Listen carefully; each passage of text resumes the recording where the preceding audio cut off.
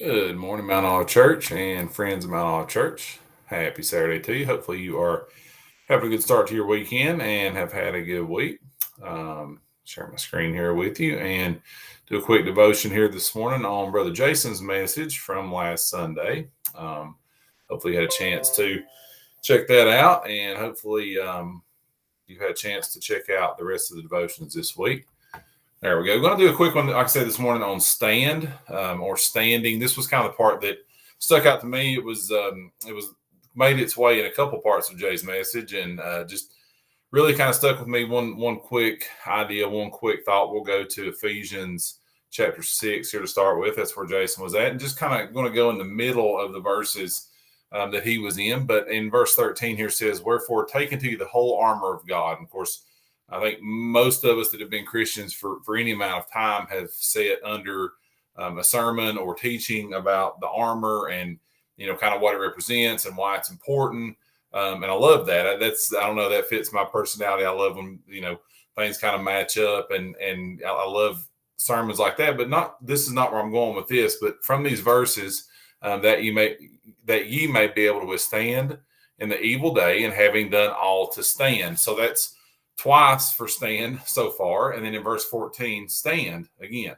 The point is clear here, or at least it kind of hit me clearly. Stand therefore, having your loins girt about with the truth, and having on the breastplate of righteousness. And so, as Jason kind of made the point there during the sermon, it doesn't matter if you've got all your equipment on.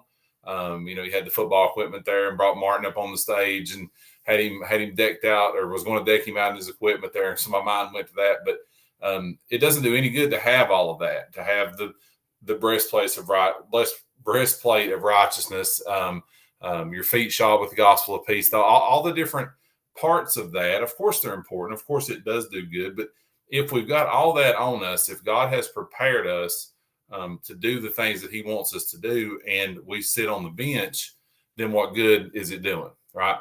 So I think that's why, if we go back here, I think that's why he makes the point in these verses. That's why Paul is saying, stand. Being able to withstand in the evil day, having done all to stand, not sit on the bench, not get saved and sit on the sidelines the rest of shame on us and shame on me when I do that. But stand therefore. And then he says, having your loins girt about, and all these different parts of this armor of God, right? So stand was the part that got me. And so I thought back to my early coaching days. I was actually helping Jason. I had a young man there on a JV team. I was 22 years old, out of college, and we were playing football. And this kid had practiced all year long, was on the team. We didn't have big numbers. We were at pound there, but had practiced all year long. But wasn't quite as good as the rest of the players, so didn't play a whole lot. But towards the end of the year, I tried to get him in a game. And I looked at him and I said, "Hey, let's go in." And he just kind of went and just shook his head no. So he had worked all year long. He was prepared. He knew what to do. He knew the situations. May not have been as good at it as everyone else, but he knew what to do. But when the time came for him to step into the game, he wanted to stay on the bench. And so I hope we're not like that. And I hope if we are, we kind of pivot and go the other way, and we stand. God has equipped us to do the things he wants us to do as Christians. And if you're not a Christian, I hope you stand and you make that move to be one.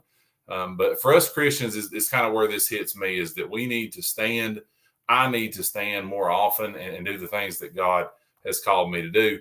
And then just kind of end with this verse here. Galatians 5, verse 1 says, "Stand fast, therefore, in the liberty." So where are we going to stand at? We're going to stand in the liberty wherewith Christ has made us free, and not be entangled again with the yoke of bondage. So stand and do what God has called us to do. Hopefully you got something out of that today, guys. And hopefully you will join us tomorrow for Sunday morning service and Sunday evening service at Mount Olive. If you don't have a church, come join us at 11.